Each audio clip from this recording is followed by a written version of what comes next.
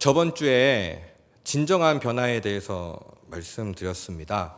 네, 진정한 변화는 외적인 변화, 이것도 물론 변화지만 이건 진정한 변화로 볼 수 없고 우리의 마음의 중심, 내면이 바뀌어야 진정한 변화라고 말씀드렸습니다. 그래서 이 진정한 변화는 완전한 복음을 하나님이 주셨는데 온전한 믿음으로 반응할 때에 진정한 변화가 이제 일어난다고 말씀드렸는데, 이 진정한 변화의 사람, 이 사람 성경에 이제 그런 사람들이 나오잖아요. 그래서 그 진정한 변화의 사람은 어떠한 삶을 살았는지 한번 보려고 오늘 온전한 믿음의 사람이라고 제목을 정해봤습니다. 그래서 오늘 본문 배경을 또 다시 조금 살펴보겠습니다. 저번 주에 그 10명의 불신의 보고를 했던, 그다음에 2명 여호수아 갈렙이 올바른 보고를 하지 않았습니까? 이게 이제 가데스 바네아에서 일어난 일인데, 이 가데스 바네아 사건 이후로 이스라엘 백성들은요 가나안 땅에 바로 들어가지 못하고 광야를 뺑뺑 돌게 됩니다. 우리가 광야 40년 그러잖아요.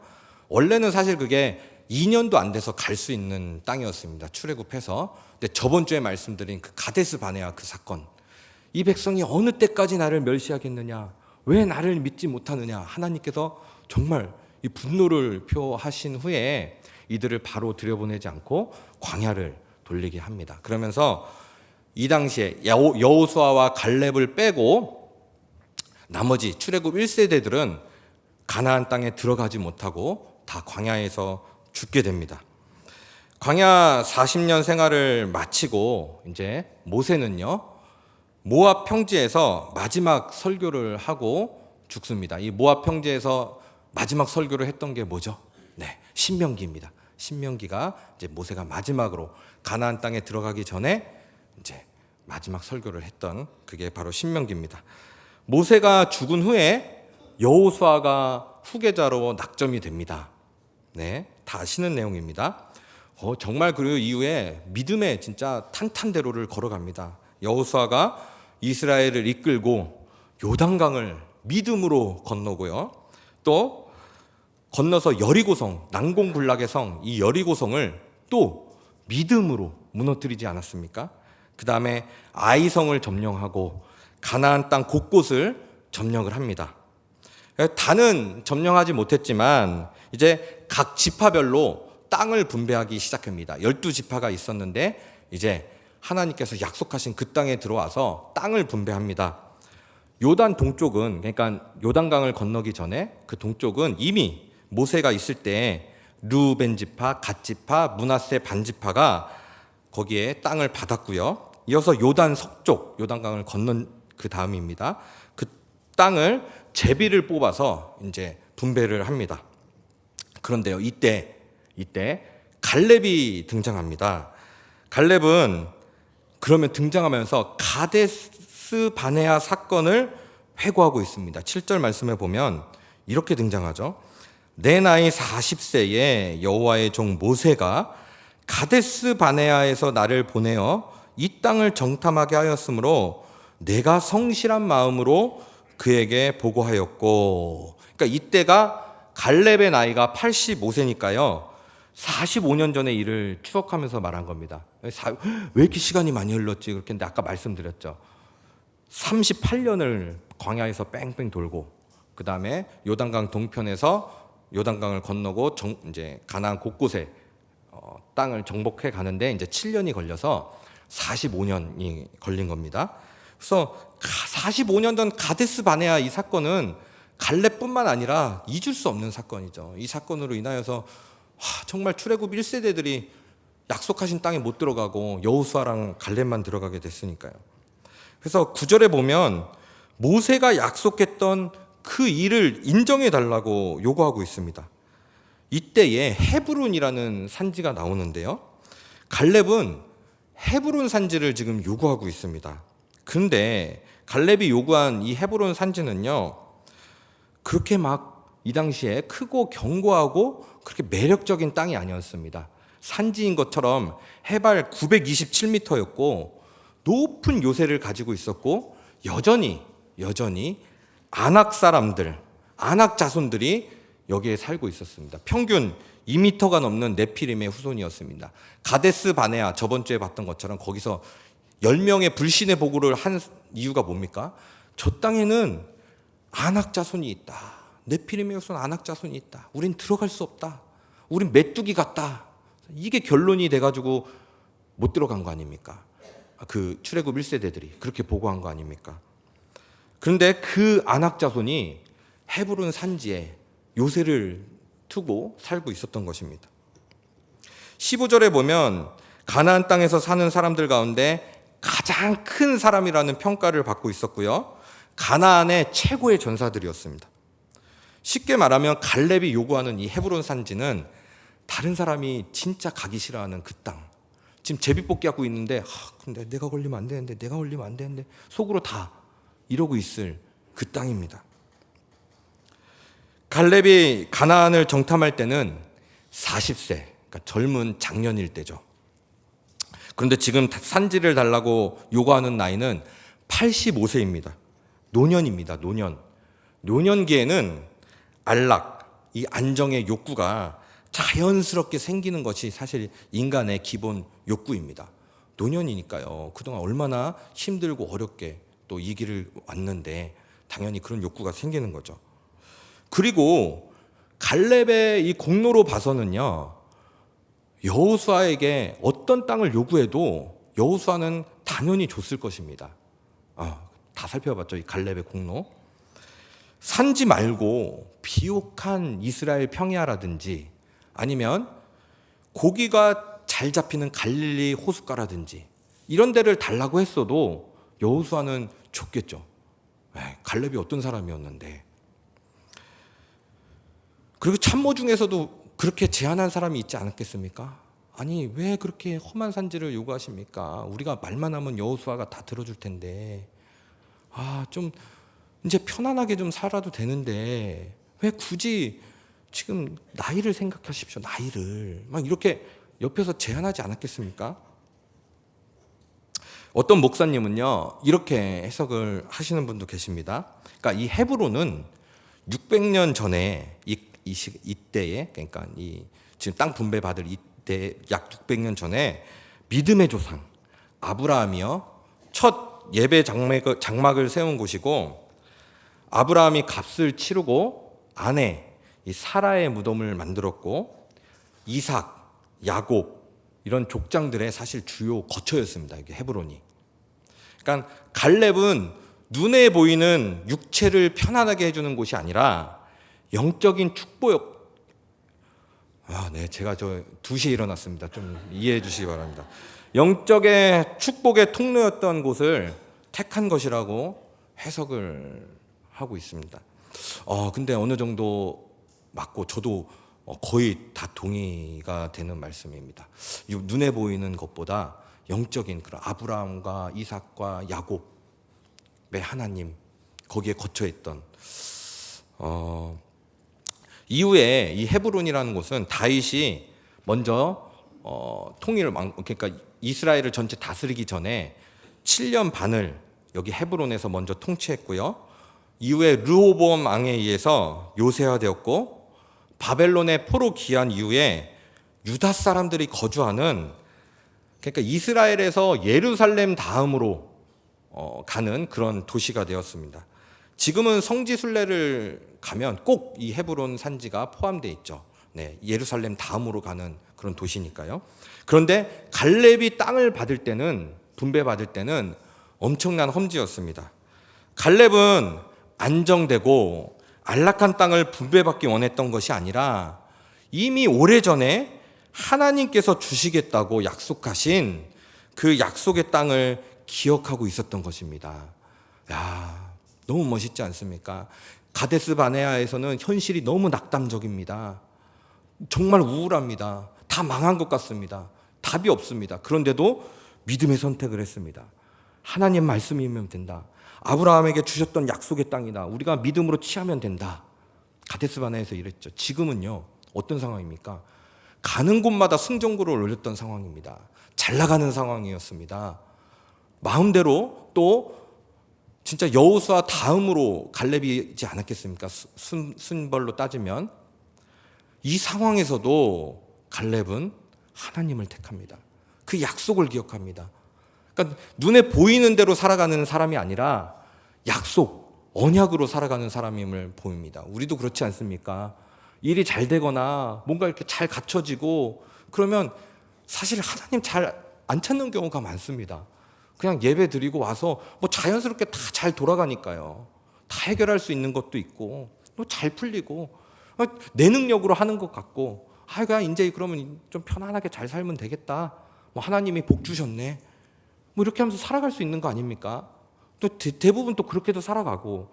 근데 갈렙은 그렇게 살아가면 되는데 그렇지 않습니다. 가데스 바네아건 지금 이 땅을 분배받는 상황이건 똑같습니다. 상황과 환경에 영향을 받지 않아요. 하나님의 말씀, 언약, 이것이 결론입니다. 하나님께서 이미 주시겠다고 약속하신 그 땅에 누가 살든 내 밥이라. 내 밥이야. 상대가 되지 않을 거야.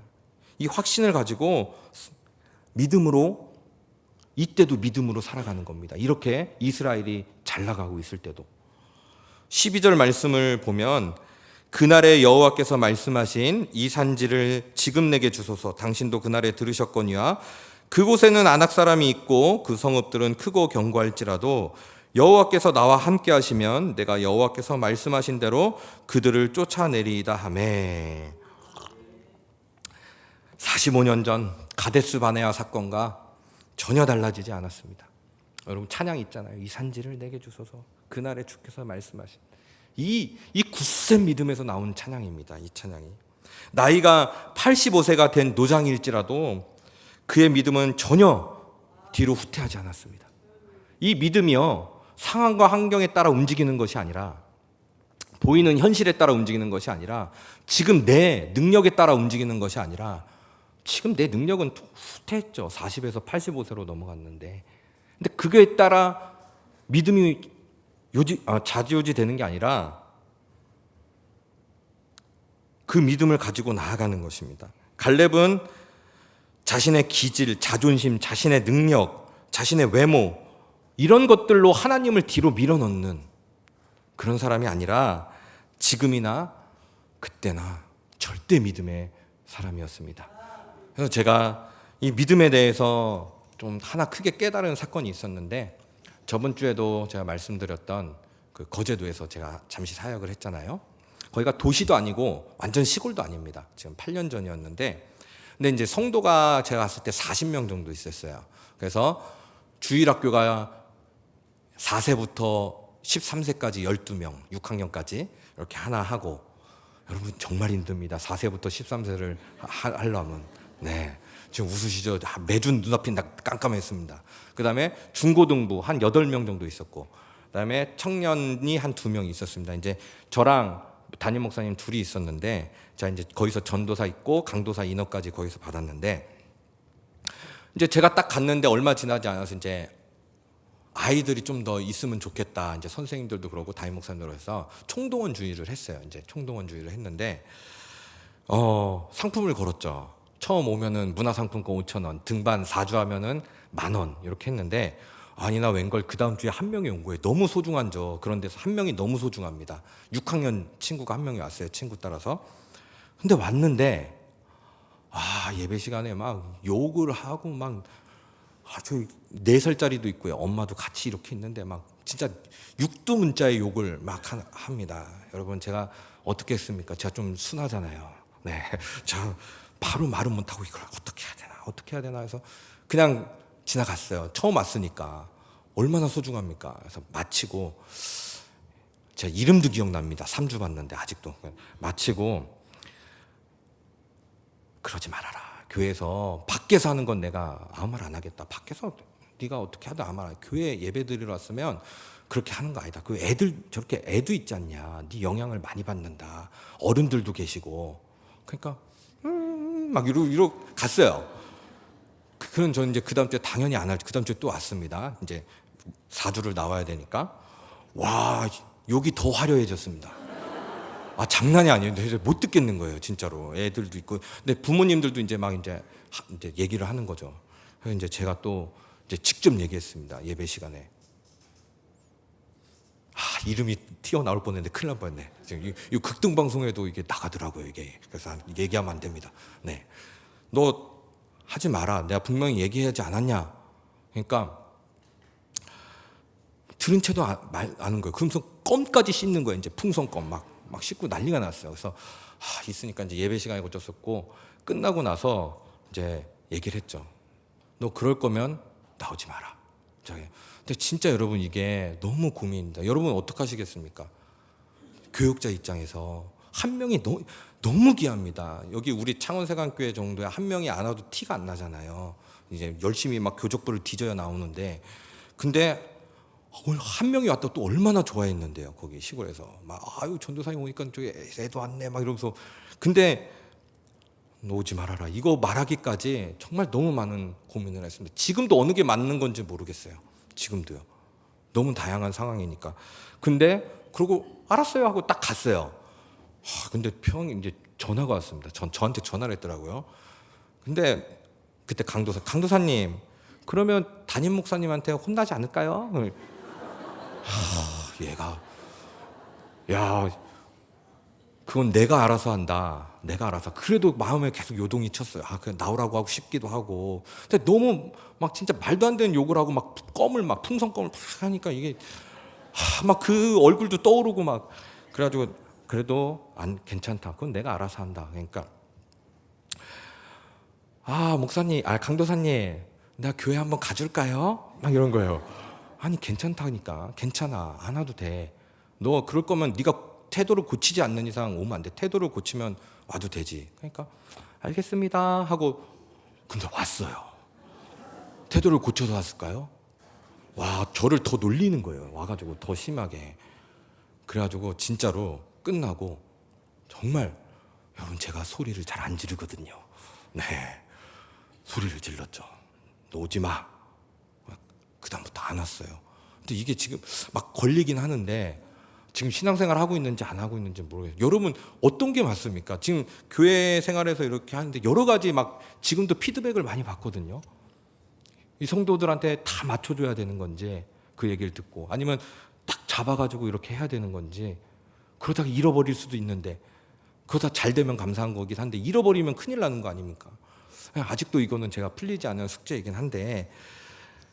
그래서 이제 담임 목사님 불러서 제가 이제 가서 얘기를 했죠. 그러니까 담임 목사님도 이제 그래 그럼 어쩔 수 없지 이렇게 얘기하셨는데, 그러면서 제가 이게 화가 잘 안 풀려가지고 방에 와서 곰곰이 생각하는데, 그 친구의 모습이 저의 모습이더라고요.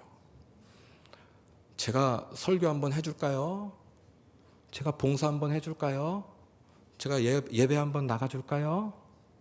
네, 여러분 가족여행 세우시다가도 그래도 예배 한번 드리고 갈까? 예수 한번 믿어줄까요? 지금도 그 싸움 하고 있습니다. 뭔가 또 막 오면은 내가 해야 되나? 물론 아프고 힘 없고 막 그러면 그럴 수도 있겠지만, 충분히 되는데도 내가 이걸 해야 돼? 해줄까요? 주님, 내가 나가줄까요? 내가 봉사 한번 해줄까요? 그 모습을 아무튼 보게 되더라고요. 그러니까 이게 상황과 환경에 따라서, 내 이 컨디션에 따라서 믿음이 막 요동칩니다. 근데 갈렙은 그렇지가 않아요. 보면 충분히 나이가 85세고 누릴 수 있고 업적도 있고, 이런 절대 믿음, 하나님에 대한 절대 믿음이 있는데, 이거는 사실 우리 여호수아 이 말씀 보면서 다 많이 아는 내용이잖아요. 근데 제가 전에 이제 여호수아 새벽 기도를 하면서 묵상했던 내용인데, 다른 진짜 더 위대한 면이 있더라고요. 갈렙은요, 여호수아와 쌍벽을 이루는 인물이었습니다. 그렇죠?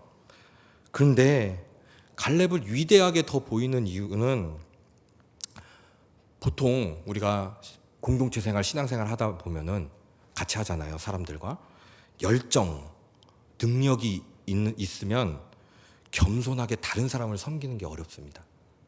네, 열정과 능력이 있으면. 안 그러신 분들도 있죠. 다 갖추신 분들도 있는데, 근데 그런 경우를 많이 봅니다. 또 아주 대쪽 같은 의지를 가지고 있는 분들은 고집을 꺾지 않습니다. 대체적으로 다 그런 건 아니고요. 네. 그리고 용기와 리더십을 가지신 분들이 남의 지도력을 인정하면서 보조를 맞추어 가는 것이 정말 너무 힘듭니다. 그런데 갈렙은요, 다 갖췄어요. 용기, 리더십, 의지, 열정, 능력, 이걸 다 갖췄는데 여호수아와 비교하거나 경쟁했다는 그런 흔적이나 태도를 성경에서 발견할 수가 없습니다. 충분히 여호수아가 후계자로 될 때 왜 여호수아가 됩니까? 나도 그런 보고를 했고 오히려 내가 더 열정적이었고, 딱 분위기를 보면 여호수아가 조금 성격이 제가 느끼기엔 조금 더 소심한 것 같고, 그 다음에 갈렙은 진짜 대쪽 같은 사람이 보면 열정적으로. 그럼 충분히 내가 나이도 더 많고, 왜 여호수아를 하냐고, 나 인정 못한다고 모세한테 막 달려들었겠죠. 그러면서 안 돼. 여론을 조장해서 여호수아는 안 돼. 소심해. 내가 더 해가지고 갈렙파, 여호수아파 땅. 근데 이런 거 많이 나오잖아요. 세상에도 많이 나오고, 어쨌든 교회에서도 이런 모습들이 나오고. 왜 여호수아냐? 나는 그럼. 사람들에게 자신의 업적을 과시하면서 마땅한 인기를 취하려고 하지도 않습니다. 당연히 요구할 권리가 있는데 편하고 좋은 땅 차지하려고 사욕을 품지 않고 오히려 남이 가기 싫어하는 그 험한 산지를 선택합니다. 여러분, 이거 진짜 너무 대단한 겁니다. 진짜로. 제가 공동체 생활도 해보고 공동체로 일을 해보니까 이게 너무 힘들더라고요. 저 자신한테도. 맨날 내 거 먼저 생각하려고 그러고, 이거 하면 나한테 뭐가 떨어지나, 나한테 무슨 이익이 있나, 이거 하면 다른 사람이 더 주목받는 거 아니가, 왜 내가 더 하찮은 일 하지? 근데 갈렙 여기 보면은 오늘도 여호수아한테 허락을 받고 있어요. 험준한 땅, 2시에 일어나가지고 험한 삼지에 가는 거를 허락을 받고 있습니다. 허락을. 갈렙의 이런 삶은 육적이며 이런 세속적 가치관의 열병을 앓고 있는 우리들에게 참 충격과 해가를 줍니다. 비교, 경쟁, 시기, 분열, 허세, 다툼, 이런 것들이 인간의 당연한 모습이지, 이것으로 자연스럽게 들어와서 교묘하게 영향력을 행사하고, 심지어는 주의 이름으로 주님의 영광을 위해서 한다고 하면서 비교, 시기, 질투, 경쟁, 어떻게든 저 사람보다 내가 더 해야 되고 더 주목받아야 되고, 이거 안 되면 삐지고. 갈렙은 이런 세상적인 유혹이 왜 없었겠습니까? 주변의 참모들도 그런 얘기 안 했겠습니까? 바보 아닙니까? 바보. 그런데 순전한 신앙으로 반응합니다. 그러니까 누가 크냐가 아니라 내가 필요한가에 응답한 것입니다. 누가 크냐? 이거야말로 속된 가치, 육적 욕망의 꽃이라고 볼 수 있습니다. 누가 크냐? 예수님의 제자들도요, 예수님이 십자가에서 돌아가시기 전날까지 누가 크냐 싸우고 있었습니다. 야고보와 요한은 우리를 우편에 앉게 해달라고 하고, 어머니까지 등장해가지고 우리 아들들을 우편에 앉게 해주십시오. 누가 크냐? 예수님이 십자가를 말씀하실 때마다 누가 크냐 싸움이 일어나는 거예요. 누가 크냐는 이 가치야말로 정말 사람을 나뉘게 하고 분열하게 하고 사람을 하나님의 형상으로 못 보게 하는 그런 가치입니다. 근데 이게 그대로 들어와 있는 거예요. 근데 갈렙은 여기에 반응하지 않습니다. 다른 이 위에 군림하는 것, 더 많은 소유, 이름이 널리 알려지는 것, 인정받는 자격, 기왕이면 큰 사람 돼야지, 주목받는 인물이 되는 것, 이런 논란이 일어나면 예수님도 조용히 자리를 피하셔야 합니다. 예수님이 들어오실 공간이 없어요. 작은 일, 주목받지 못하는 일, 굳은 일은 서로 피하고 생색내는 일, 쉽고 이름 나는 일, 인정받는 일, 여기에는 머리가 터져라 각축전이 벌어집니다. 그런데 여러분, 가부의 동전 두렙돈은 예수님의 마음을 사로잡기에 충분했습니다. 작은 아이의 이 오병이어는 큰 기적의 쓰임에 부족함이 없었습니다. 소자, 작은 자에게 전해진 이 냉수 한 그릇의 온정도 결코 잊은 바 되지 않았습니다. 내노라 하는 사람들이 업적을 들먹이면서 자신을 드러내고 키재기 다툼으로 악취를 풍기면서 하나님이 받으셔야 할 모든 영광을 자신이 가로챌 때 조용히 죄짐을 지고 십자가의 언덕길을 오르신 주님처럼 보잘것없어 보여도 나 아니면 안 된다는 그 소명감으로 묵묵히 온 힘 다해 감당하는 작아 보이지만 큰 분들이 곳곳에 그래도 있다는 것에 소망이 있습니다. 갈렙처럼 순전한 신앙을 가진 자들입니다. 갈렙은 하나님의 허락하심 외에는 눈을 돌린 적이 없고요. 약속하신 것을 포기한 적도 없습니다. 자기가 아무리 일이 잘 풀리고 잘 돼도 오직 하나님입니다. 하나님이 먼저죠. 헛된 야망으로 힘을 낭비하지 않았고 내가 반드시 저 자리에 올라간다. 내가 여호수아를 몰아내고 반드시 올라간다. 그런 적 없고요. 주어진 매 순간 최선을 다해서 행했습니다. 갈렙의 이름은 누구처럼 유명하거나 드러나지 않았을지라도 정말 꼭 필요한 사람이었습니다. 적어도 이 갈렙에게만큼은 누가 크냐는 관심 받기였고요. 그저 그냥 누추함 받게 되지 않았습니다. 하나님이 세워두신 곳이라면 어느 위치든지 감사하고 하나님만 인정하신다면 누구의 평판도 개의치 않고 나의 섬김으로 다른 이가 세워지는 것을 기쁨으로 바라보았던 것입니다. 여러분, 제가 또 한 명의 이런 성경의 인물을 소개해 드리겠습니다. 바로 요나단입니다. 다 아시죠? 요나단은 이스라엘의 초대 왕 사울의 아들이었습니다. 자연스럽게 이스라엘의 2대 왕이 되는 거죠. 그런데 하나님께서는 사울의 뒤를 이어서 다윗이 왕이 될 것이라고 했습니다. 물론 사울 때문이죠. 정말 맨 처음에 너무 겸손했는데 왕이 되자 권력이 지어지고 힘이 있고 그렇게 되자 교만해져서 이제 하나님은 갈렙이랑 정반대입니다. 하나님은 저 멀리 가고 다 자신의 판단, 자신의 상황과 환경에 따라 결정을 하고 제사장이 드려야 할 제사를 자신이 드리고 하나님의 말씀도 어기죠. 아멜렉을 다 소멸하라고 그랬는데 좋은 거는 또 남겨놓고. 그래서 하나님께서 다윗이 왕이 돼야 되게 너무 마음 아프셨죠. 이때 여러분, 요나단, 내가 요나단이면 어떻겠습니까? 내가 왕인데 다윗이 왕이 된다고? 사울 왕조가 이어져야 되는데 내 건데. 조선 왕조 500년을 보면 다 이 싸움이에요. 왕싸움. 자식들끼리도 왕자의 남부터 해가지고 뭐 그 다음 왕도 맨날 그 왕 누가 되냐 막 후궁부터 동원해가지고 막 다 그 권력 얘기입니다. 그런데 요나단은 자신의 목숨을 걸고 다윗을 구해줍니다. 다윗만 사라지면 자연스럽게 자신이 왕이 될 수 있는데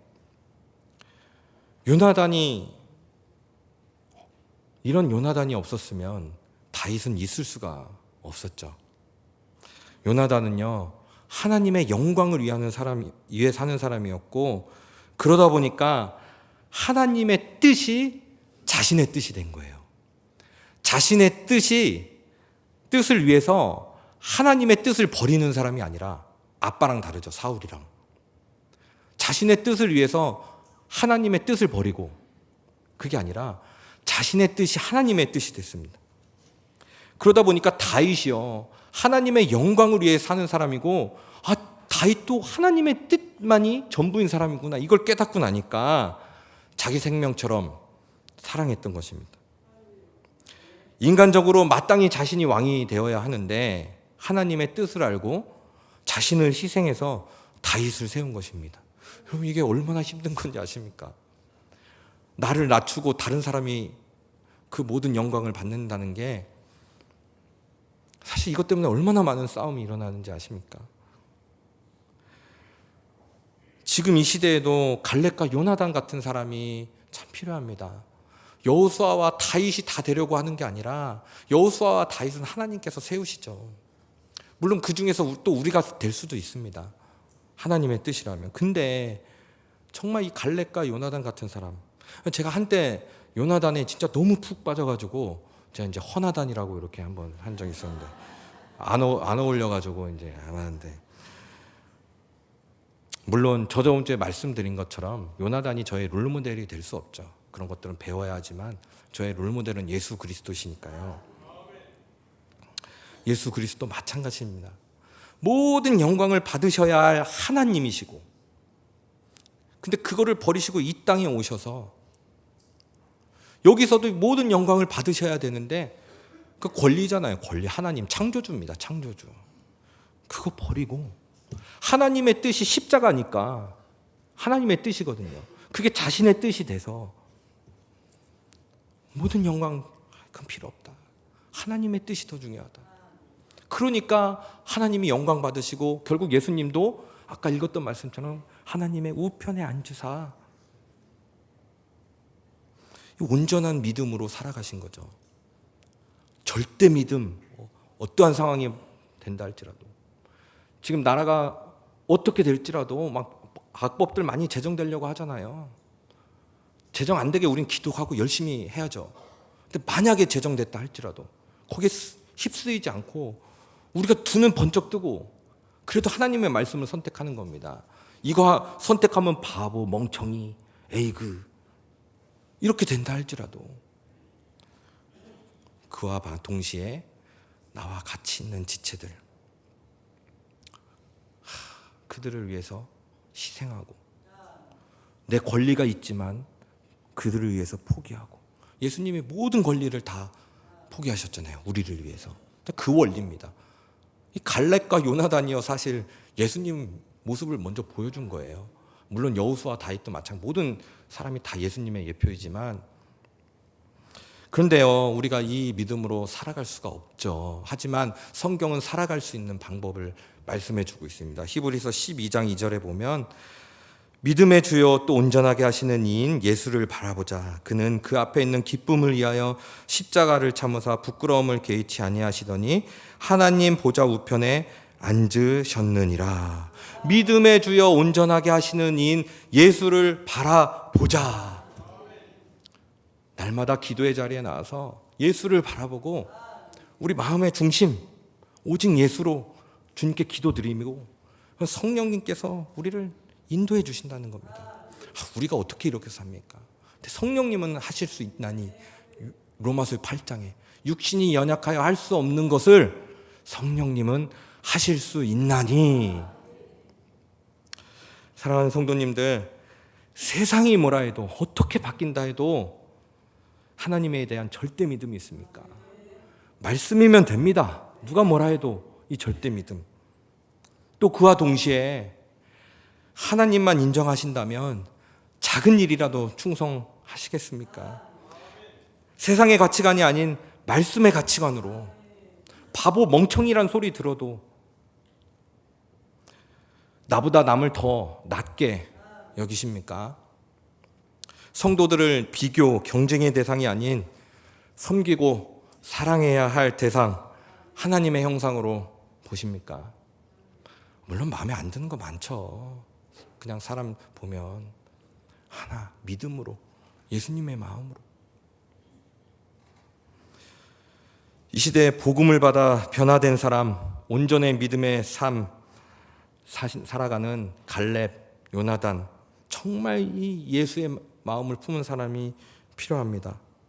하나님의 말씀에 절대 믿음을 가진 사람, 세상의 가치를 따르지 않고 나보다 남을 낮게 여기는 사람, 사실 이런 사람들만이 예수님만 드러내고 예수님을 자랑할 수 있는 겁니다. 하나님께서 주신 이 완전한 복음 앞에 온전한 믿음의 사람이 되시길 예수님의 이름으로 축원드립니다. 하나님에 대한 절대 믿음, 사람들과의 관계에 있어서 철저히 낮아지고 섬기고 온유하고 겸손한 진정한 믿음의 사람이 되시기를 예수 그리스도의 이름으로 축원드립니다. 사랑하는 하나님 아버지, 예수 그리스도께서 모든 영광을 받으시기에 합당하신 우리 주 예수 그리스도께서 이 땅에 오셔서 그 모든 영광을 다 포기하시고 자기 권리를 내던지시고 하나님의 뜻, 십자가의 죽으심으로 우리에게 하나님의 사람이 되게 하시고 우리에게 구원을 주셨습니다. 하나님, 우리 또한 이 온전한 믿음으로 하나님 나라에 대한 절대 믿음, 또한 나보다 남을 낮게 여기는 그 믿음으로 온전한 믿음의 사람이 되어서 정말 내 권리를 내세우는 자들이 아닌 내 권리를 포기하고 다른 이들을 섬기는 데 믿음을 드리는 그런 주님이 기뻐하시는 믿음의 소유자가 될 수 있도록 인도하여 주시옵소서. 예수님의 이름으로 기도드리옵나이다. 아멘.